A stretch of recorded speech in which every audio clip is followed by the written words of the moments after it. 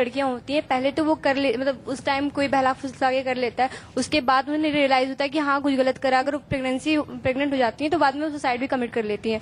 तो ये बहुत बड़ा रीजन है। समाज का नजरिया गलत है, इसलिए वो सुसाइड नहीं, समाज का, लेकिन इसी समाज में ये लड़कियां रह रही हैं,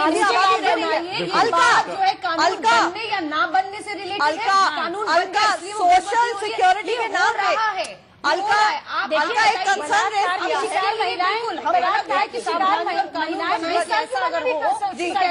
अलका एक्सप्लेन कीजिए, एक कंसर्न रेज किया है एक बच्चे ने, आप जवाब दीजिए कि सोशल सिक्योरिटी के नाम पर, टीनेज प्रेगनेंसी से निपटने के नाम पर आपने क्या किया है, सरकार ने क्या किया है या करेगी? नहीं, देखिए अभी वही तो बात हम कर रहे हैं कि सारी चीजें सरकार कानून से नहीं सामाजिक सोच और बदलाव से भी जुड़ी हुई है। ये भी जो चीज है वो सामाजिक सोच और बदलाव से ही जुड़ी हुई है। एक रेप को ही आप ले लीजिए कि अगर रेप हो गया, वो लड़की मुंह छुपाए फिरती है क्योंकि उसको पता है समाज के सामने चेहरा आ गया तो उसकी शादी नहीं होगी, उसका भविष्य स्पॉइल हो जाएगा।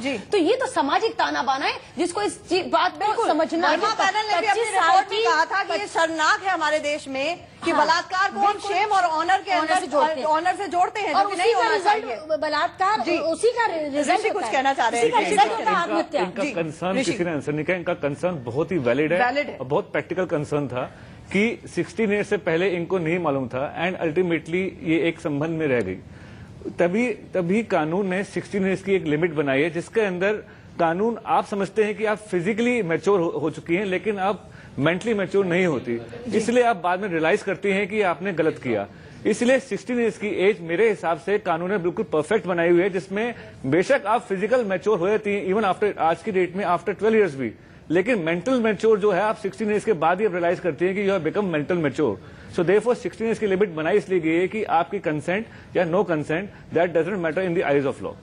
देखिए यहाँ पर एक सरकार को और समाज को, दोनों को ये जिम्मेदारी उठानी पड़ेगी। जैसे हम नशाखोरी के खिलाफ पूरी कैंपेन चलाते हैं, उसी तरह से समाज, ये जो शारीरिक संबंध है इनके खिलाफ, इनके मामले में भी हमें युवाओं को बताना पड़ेगा।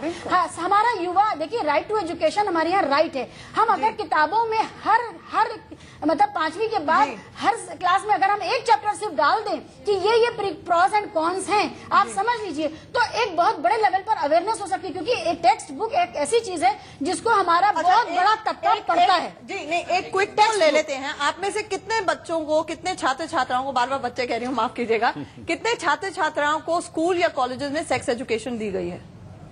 किसी को दी गई है?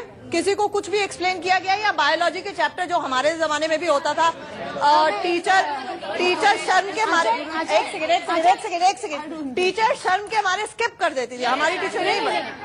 यहाँ पर देखिए, एक दो भी छात्र छात्राएं नहीं, सेक्स एजुकेशन नहीं। शिवा, एक मिनट पहले उनका हो जाने दीजिए। आप में से कितने छात्र छात्राओं ने देखा है कि आप ही की क्लास में जब आप 11th 12th में थे, बच्चे बहुत सारा एक्सपेरिमेंटेशन कर रहे थे, सेक्स नहीं तो टचिंग या इन सब चीजों से? कितने छात्र छात्राओं ने देखा है क्लासमेट्स में ही? 90%। कौन सी क्लास में, कौन सी क्लास में शुरू होती है अवेयरनेस?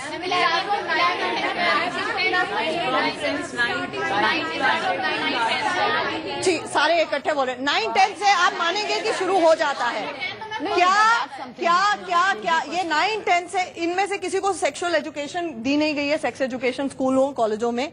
उसके बाद जो बायोलॉजी के चैप्टर्स जो मैंडेटरी भी होते हैं, मेडिकल के छात्र पढ़ते हैं, वो स्किप हो जाते हैं। टीचर शर्म करती है, वो ऐसे आपको बता ही रही हूँ। आज हम जो सेक्स अब ऐसी सिचुएशन में अलका जवाब दे रही हूँ, ऐसी सिचुएशन में जहाँ एक्सपेरिमेंटेशन 9वीं 10वीं में शुरू हो जाती है, लेकिन इसके बावजूद अगर देखा जाए तो इनके कंसर्न्स हैं, क्योंकि इन्हीं के अपने माता पिता, आपके माता पिता में से कितने ऐसे होंगे, हम क्विक सर्वे कर रहे हैं, कितने ऐसे माता पिता आपके घर में होंगे जो कभी भी अग्री नहीं करेंगे अगर आपकी कोई भी रिलेशनशिप हो या उनको पता चले आप डर डर के फोन पे बात करते हैं? कितने ऐसे होंगे?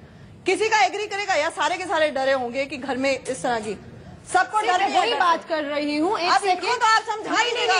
मैं भी बायो की, समझाइएगा ये बात सुनो। 93 में मैंने 12th किया, मेरे पास भी बायो थे और बायो में 2 ही चैप्टर थे सेक्स एजुकेशन के नाम पर, और वो भी मेरी मैडम जो है आगे खिसका देती थी। नॉट कंफर्टेबल कि मैं इसको पढ़ाऊं कैसे। मैं आज बता रही हूँ, आज हमारी ये चुनौती है। मेरा 15 साल का बेटा है, मैं नहीं समझ पा रही हूँ कि जितना एक्सपोजर है उस एक्सपोजर में मैं उसको कैसे एजुकेट करूँ, नहीं उसको कैसे एजुकेट करूँ। तो मैं ये बता रही हूँ, ये हमें आपस में कंफर्टेबिलिटी कहे या तालमेल बिठाना है, एजुकेट करना है। ये नहीं कि हम आपको आजादी दे रहे 16 साल में जाइए और जो कुछ भी करिए, हमें तैयार, हमें इसके फायदे नुकसान बताना चाहूंगी। इंडिया न्यूज में हम लगातार बड़ी बैलेंस कवरेज कर रहे हैं, समझाने की कोशिश कर रहे हैं, तारीफ की, जबकि और चैनल हम देख रहे हैं और मीडिया में जिस तरह देख रहे हैं 16 से 18 की यूथ को शामिल कर लिया। अच्छा जी, मुझे ये बताइए कि अगर सेक्स एजुकेशन हमारे एक नेशनल करिकुलम का हिस्सा है और जबकि और चैनल हम देख रहे हैं और मीडिया में जिस तरह देख रहे हैं 16 से 18 की यूथ को शामिल कर लिया। अच्छा जी, मुझे ये बताइए कि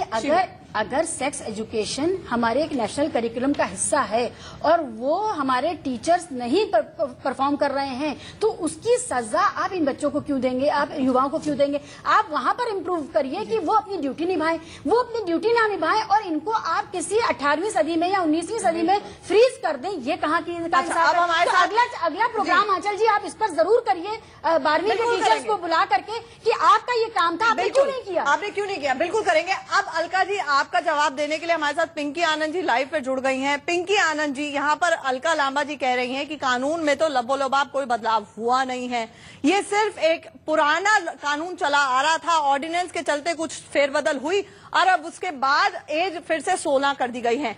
आपके क्या कंसर्न्स हैं और खास तौर से कितने कानूनों में आपस में कॉन्फ्लिक्ट हो गई है? अलका जी से सवाल आप खुद ही कर